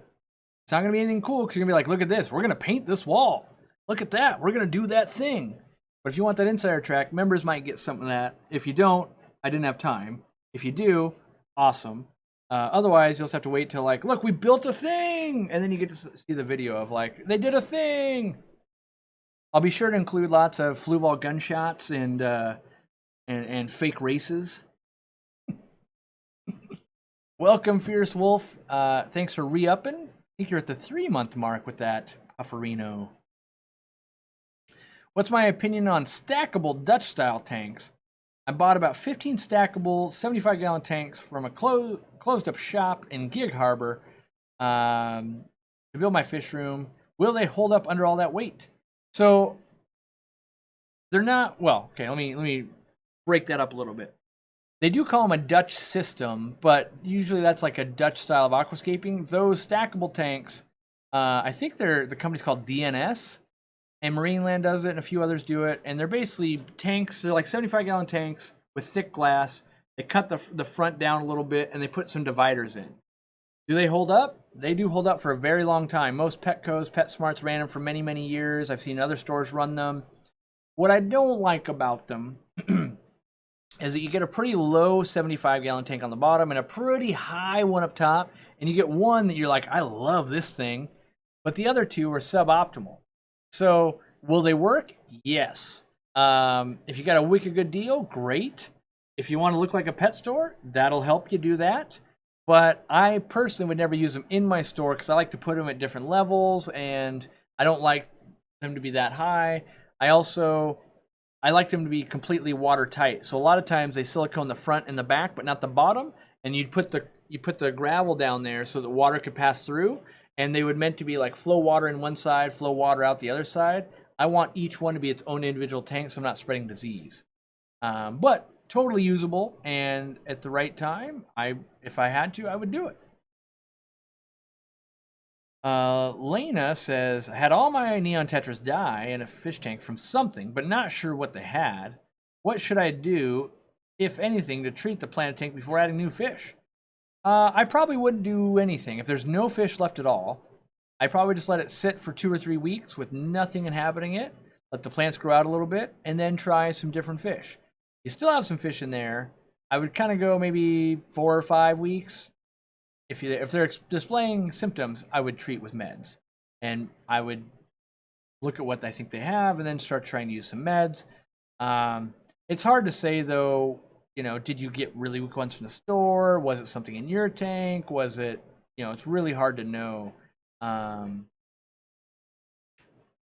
to help when you don't know what caused it. So I could be making things worse. That's why I just, time. Try it with time. All right. Ooh, 65 degrees in the axolotl tank. What else could be a possibility of impaction, very low water movement? Could be pregnant? Could be. I mean, axolotls is, I'm assuming you have it on sand or bare bottom, so there's no gravel for impaction. You're probably, what I would say at this point, if you're still having problems after those suggestions or the temperature, you're beyond the realm of where I am comfortable in being an expert. So there's probably some axolotl channel out there or something where like, I got 7,000 axolotls. Look at my axolotl breeding room. That person is going to have better advice for you. Like for me personally, this is me personally, I'm not telling you should do this, but maybe I'd be like, all right, it's time to put them in the fridge and see if we can't get them just to like calm down and then leave them in there and then bring it back out after X amount of time and see how it goes. But that being said, this is all sight unseen. I might see it and go, oh, you got this going on. I don't know. It's a really hard situation, but I would defer to someone who knows more than I do when it comes to axolotls.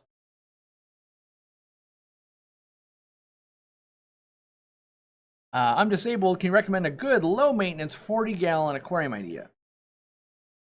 So I would do fully planted, and I would get a tight fitting lid, real tight, and I would do a sponge filter, and then I would do probably shrimp, a live bear, bristlenose plecostomus, and I would probably put in some fertilizer once a week. And I would clean that thing every 6 months to a year. That's it. I wouldn't change water. I would let the plants do majority of the cleaning for me. I would let that thing cycle for a long time. I'd let it hit its equilibrium. I would feed high quality foods. You know, I don't know, are we in a wheelchair? Are we doing other stuff? Like I'm not exactly sure what the disablement is. But if I could, I'd use frozen foods, high quality stuff, and treat it like I treat my ponds in my fish room where they're 8 months without a water change at this point. Yes, they're more like 100 gallons of water, but you could scale everything down to be more like 40 gallons. So, do I use, sorry, do I use any substrate in outdoor tubs? Sometimes I'll put a little bit of crushed coral in, but I don't like to put a lot of substrate because over time, the pine needles and leaves and all that stuff breaks down into it and it becomes harder to clean out.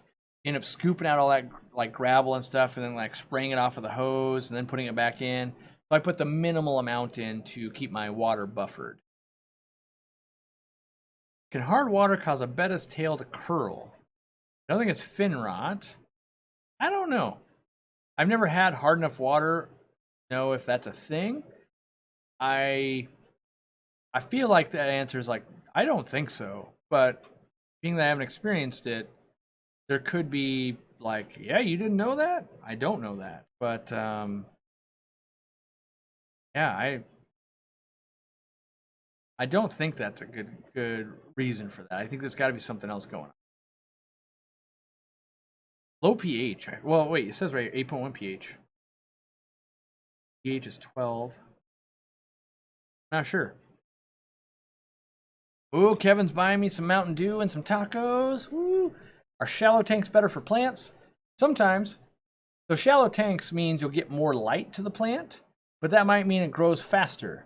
So for me, a lot of times I'm like, that's worse. If I have a plant that gets the top of the aquarium every day, that's a pain in my butt. If I have a plant that grows real slow, I love that plant. So it just depends. Let's see here. Suggestions for a solitary largest centerpiece fish for a 500-liter planted tank with a school of silver-tip tetras. So 500 liters is about 125 gallons of water within the realm. A centerpiece fish, you got a bunch of silver tips. You want something probably big or unique, outgoing, got to be planted. And I got to think it's got to live there long term because a lot of things get too big. It's hard to find that. What is that exact thing that's really going to work out here? One of my favorite fish is a flagtail Procholotus, but it'll get too big long term. But you could probably keep it there for a few years before you had to move it on. What else is a good? Funny, I have to close my eyes. When I close my eyes like this, I'm searching all my old tanks. Like what looked awesome, but also wouldn't eat other stuff. That's the hard thing there. I can think of stuff, but then it's like, I know I've been looking for that fish for 10 years. I can't find it. Like an ellipsifer eel from Lake Tanganyika would be a great one. But by the way, if anyone sees one, I'm buying. I want one real bad again. A nice King Kong blood parrot would look really good. Maybe one big angelfish. Yeah, there's some more stuff. What could it be? Or a puffer you could do maybe? Probably not. Yeah, it's few and far between. A lot of fish that want to be solo, they eat other stuff. So that's what makes it hard. And the planted thing, because like one of my favorite is Juraparis. I was gonna put Juraparis in here, and they dig, but you can protect the plants by putting rocks around it. So Jurapari is one of my favorite also. High KH bad for South American cichlids? Not my opinion. Did I go to college? If so, would you recommend it for someone wanting to run a fish store? I went to community college, didn't finish it. I was going for network administration and decided I didn't like helping people with their aquariums, or not aquariums, with their computers because it drove me nuts. Do I recommend going to college specifically to run a fish store? Definitely not. I think you're much better off getting some real life experience running a fish store, becoming a manager, and doing that kind of stuff. If your goal is, to me personally, if you're going to try and do something, the best way to do it is to get experience doing that thing. Now, I get it. Maybe if you want to fly to the moon, maybe you don't start out by flying to the moon. There's too much at stake. But you could just go work at a fish store, and then if you love that, try to get better at it, become a manager. And if you love that, open up your own store, right? Where you could get all those management skills, get all those business skills, get all the skills you need to do that. And then you go, great, I'm gonna open up a fish store. And then you find out, I hate running a fish store. And then you wasted all that time unless you go get a different job that would utilize those skills. So my advice would be, work at a fish store, run a fish store. And if you feel that you are lacking in some places, definitely educate yourself. I educate myself all the time. Now that might mean going to vet classes. That might mean learning to type faster. That might mean attending a business class, whatever it is, right? But I don't think you need to get a degree. Like, at no point will a degree on a piece of paper help you with that business. The knowledge gained, sure. Their knowledge is always helpful, but the actual, if anything, I would say by the time you're done with running or going through college, you might have some debt, might be later in your life, you might have met a spouse, you might have a kid, you might be in a position to not start a fish store because you went to college. So I typically recommend what's the least barrier of entry. And in my opinion, working at a fish store would be that. Like, you're going to go there, they're going to pay you. You want to open up a fish store, that's the best way to start learning about a fish store. You get paid to learn about it, where going to college, you're going to pay them to teach you not about running a fish store, but by running a business and those types of things that won't be directly applicable. You won't know any of the local wholesalers. You won't know who's good, who's bad. You won't know the local clientele, what they're interested in buying, and what to look for, and how to run the drain system, and all of that. Where can I find the stainless countertop for my aquarium workstation in the Seattle area? I would shop on Craigslist. I see them all the time. Can I use sponge filters to breed 6 to 8 discus? Yes, definitely. How many cardinal tetras, albino cory cats, and black neon tetras in a 40-gallon tank? I would do like 12 of each. After 12 months of looking at a store, I pulled out when this whole thing hit. Probably a good time, Thirsty Rabbit. They don't teach you that. Well, I don't know because I didn't go to that class, but I don't believe they teach you that in college. Of like, there's a right time and a place. They might teach you how to find a location, but market timing's very important when you're starting a business. And yeah, I myself would not start a retail store at the moment. I mean, I'm not sure I'd start any business at the exact moment, but I for sure wouldn't start a retail store. I saw some people opening up a retail store, not a fish store, it's a different type of store, and they're hoping to open in September. I'm like, you can hope. We could also just be shut down again. Like, I can't imagine planning a store opening where it's like, we are either opening or closing. Like, that's just too much risk. As we talked earlier, I'm a very conservative business person. I like to plan for every contingency and try to make sure that, you know, instead of doing this in business, I just want these little bumps that we keep navigating.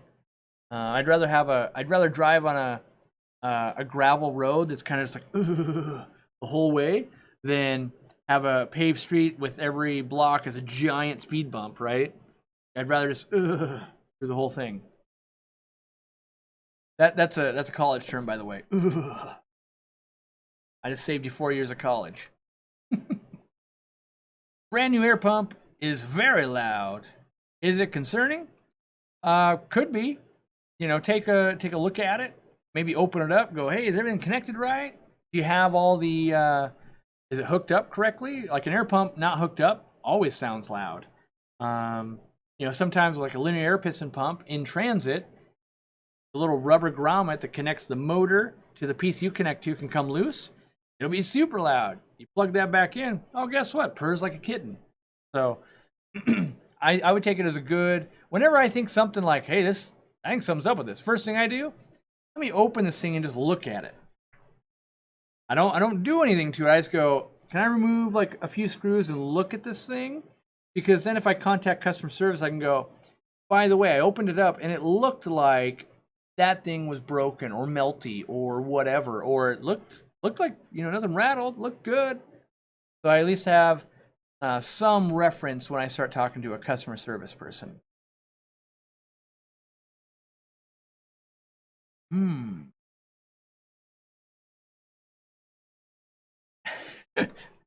David's confirming my college terminology.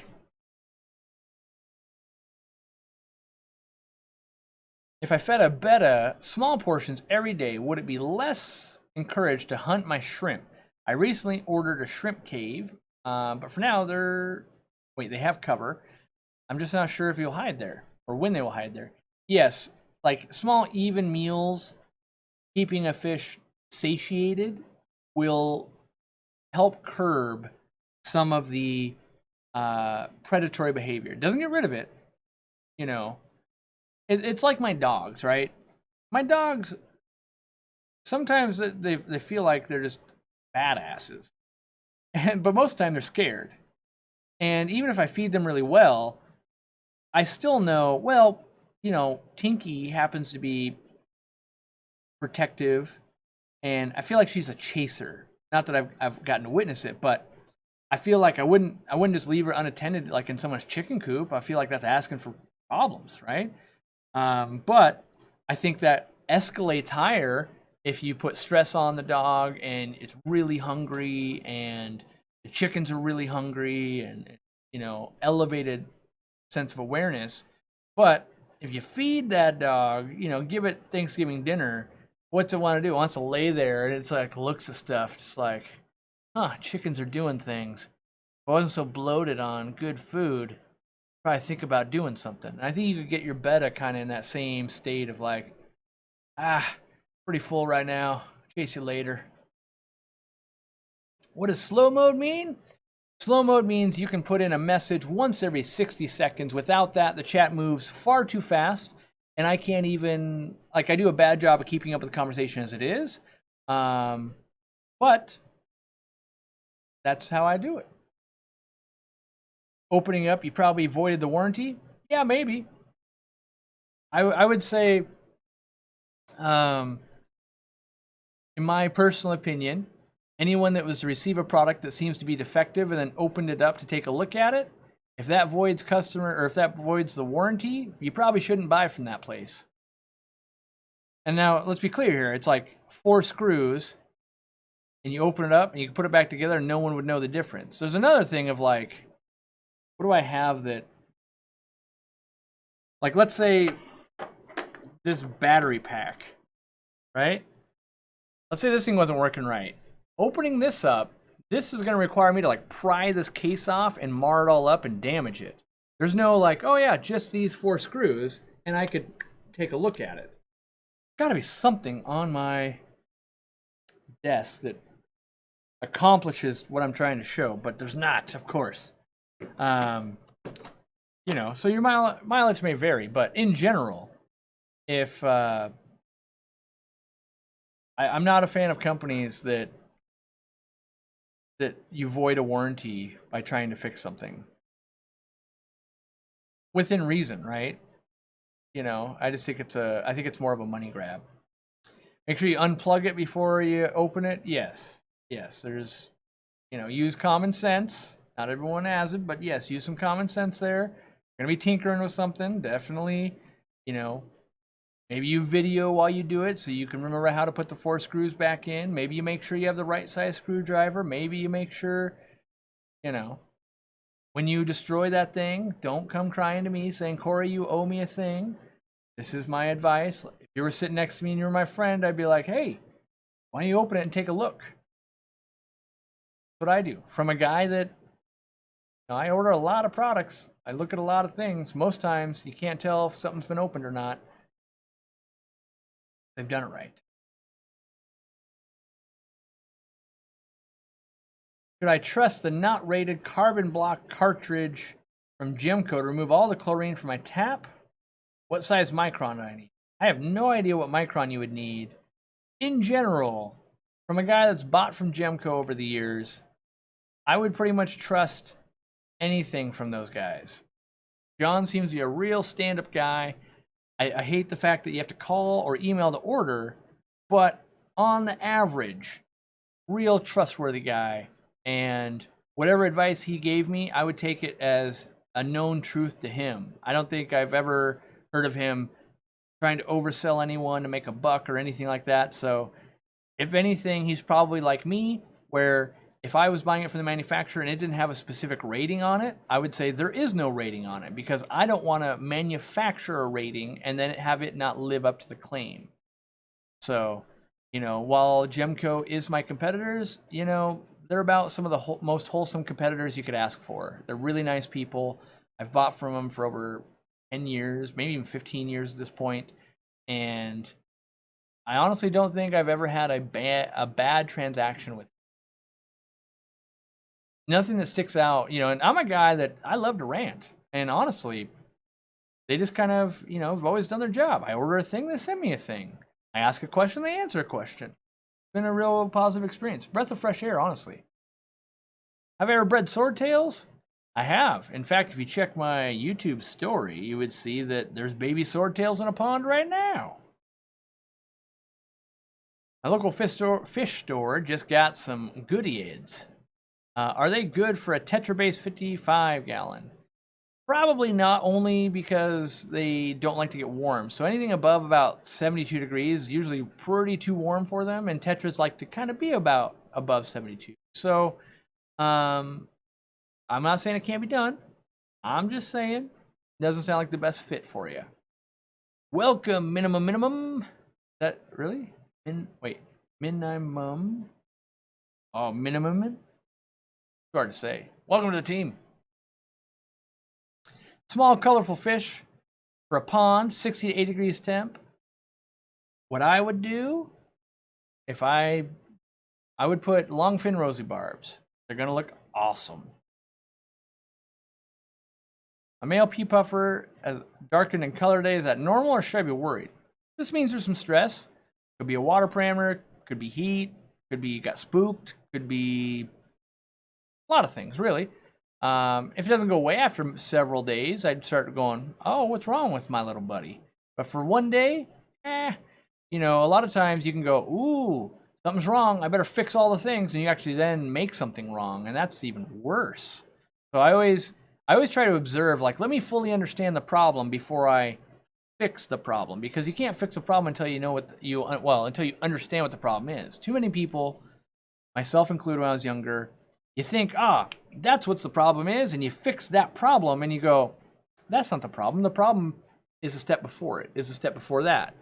So it might be like, let's say, you know, a good example in my warehouse. When we were there filming, I was pointing out to Bob and Dean that it's been 41 days when we were filming since the last time we shipped an item out that was incorrect, which is awesome because we ship several thousands of items every day, and it had been 41 days since we had misshipped an item. We were having problems where things would get misshipped, and someone would say, like, we need to retrain the employees to pull the right thing. That's one way to do it. But if you back up a step, then you realize, like, oh, well, the item that was misshipped didn't have a barcode. Okay, well, let's get a barcode on it. Well, we back up a step. We better have a system that scans barcodes before you ship it, right?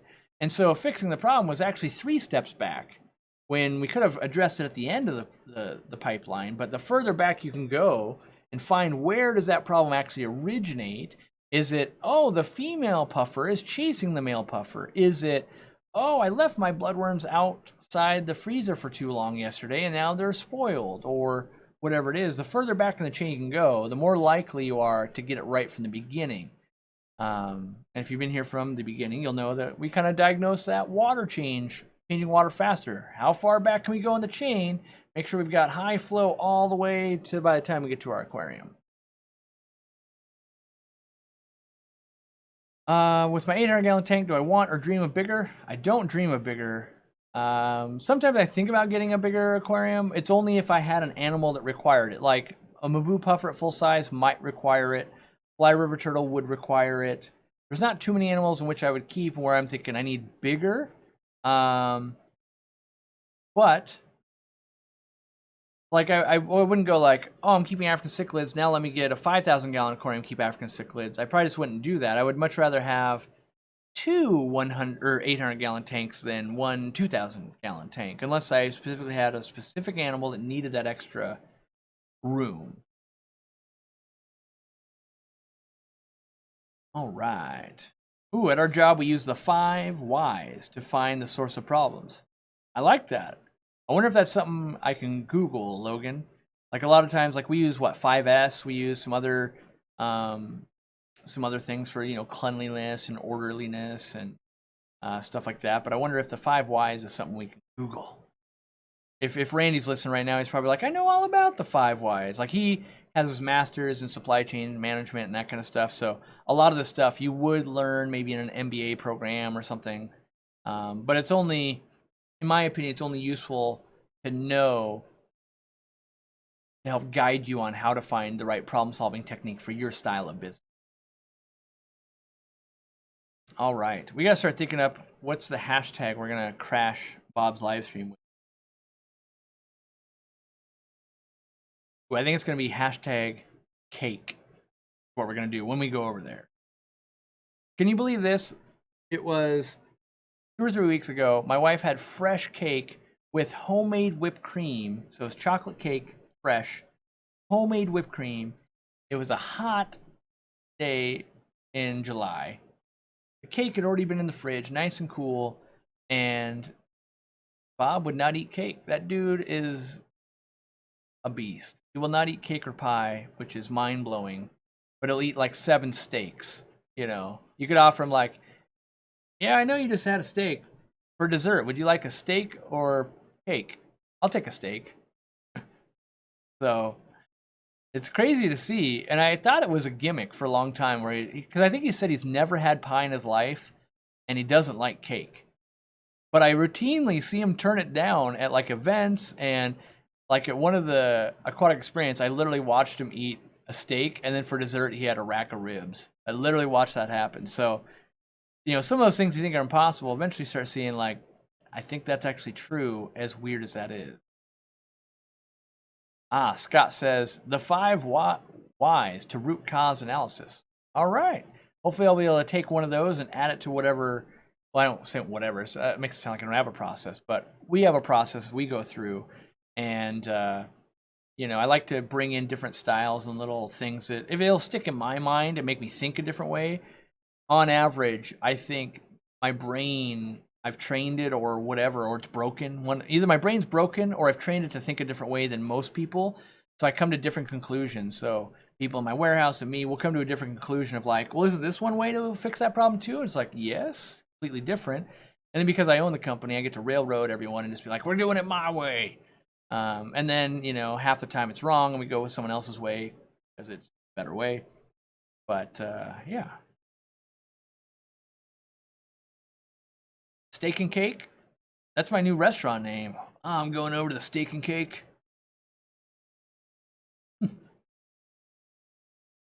Ooh, sorry,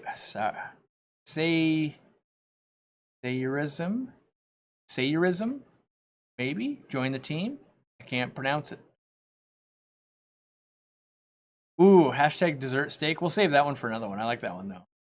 Best corridor to keep with Malawi cichlids. About the only one I could recommend, and I don't even recommend it, would be Brocus multiradiatus, the ones that get kind of that 4-inch mark, the bigger ones. I think you'd really enjoy Petricola catfish. They're cute, cuddly, they don't get ginormous, and they'll serve the function like those corridors. So I'd give that a try. Am I ever selling in Canada? We do sell some products in Canada right now. We've got Easy Green up there. We've got Easy Iron. They're both on Amazon. Long term, I'd love to see more stuff up in Canada. We've got some other stuff that we're waiting to get up there, waiting for right packaging. You know, it really is hard. You know, one of our biggest complaints is like, someone I think emailed us just the other day. They said, Easy Green's almost $40 with duties and all that stuff. And I'm like, yeah. And we paid a ton to get it there. We had to ship it there. We had to pay import fees. We got to give a cut to Amazon. We got to pay them to ship it. We got to pay them to advertise it. And so of that $40, we literally make like $4. So it's, and you like, make it cheaper. Like, I mean, at best, I can make it at $36 where we make nothing. And then you're still going to go, $36 too much. So, you know, we're working on it. I've got some things in the pipeline I'm working on. Like, how do we do this? How do we start taking this product international and making it make sense in the other currencies and the other duties and fees that have to get tacked on? But it's not easy. It's not an easy thing for us to do. So why don't I ship worldwide? Because people won't pay the shipping. Like, where do I ship something? Like, if I ship to Australia, it's $100. Most people just go, well, I'm not going to pay $100 to ship a sponge filter. And then I go, good, because I'm not shipping to Australia. So we have to, usually you have to figure out, how do I get a cargo container full of goods to Australia or India or Germany or wherever you're going to sell. Then find a distribution network. Make sure that after all the transport fees, taxes, and duties and all that stuff, that it still has a competitive price point. That's the hard part about it. So going global is very difficult. All right. Well, I know that I have family around and I need to go hang out with them, so I'm going to do that. My time is up. We put our 2 hours in. I've answered as many questions as I could. Lots of new members. I thank you for that. I encourage you to head over to Steenfod Aquatics. He's going to do another live stream, so maybe now you're going to, you know, sit down to dinner, or you're going to work on your fish tank, or do whatever you're going to do. Maybe you're mowing your lawn. You got the earbuds in right now. And listen to what he's got to say. Today, I believe he's talking about breeding fish for profit. So if you're into that, you're going to be tuned in. If you're not into that, don't worry. After that segment, I'm sure he'll go to a Q&A. The good news is, if you're new, there's usually less people in his stream. That's not a dig at him. It's just, if there's only 500 people there, your odds of your question getting answered are a lot higher than if we had 1,000 people here tonight. I don't know how many do we have tonight. It looks like our peak was 1,428. So if you're one of 500, you got a way better chance of getting some info. Yeah, heard something, but closing up my stream. I'll talk to you guys later. And don't forget, #cake over at Bob's stream. Link in the description and in the chat.